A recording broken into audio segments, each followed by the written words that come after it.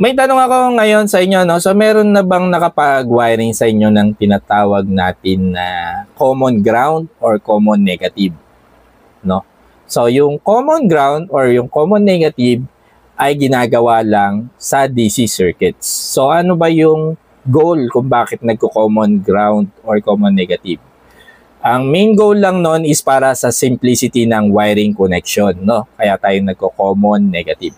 So, anong ibig sabihin ng common negative? Kaya common negative. Common negative, ibig sabihin, iba-ibang power source, pinagsama-sama mo yung mga negative line niya, no? So, meron tayong sample dito sa ating setup, no? Itong blue na may bus bar, itong tinatawag nating grounding bus bar, no? So, ang ginawa ko doon sa ating grounding bus bar is pinagsama-sama ko yung mga negative line dyan. So, ang rule lang doon sa ating pagko-common ng ating negative line is kailangan pare-pareho sila ng voltage, no?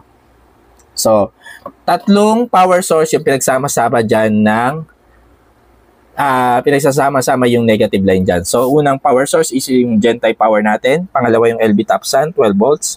At yung pangatlong power source ay yung ating power supply. So, pwede silang gawing common, no? For simplicity ng wiring.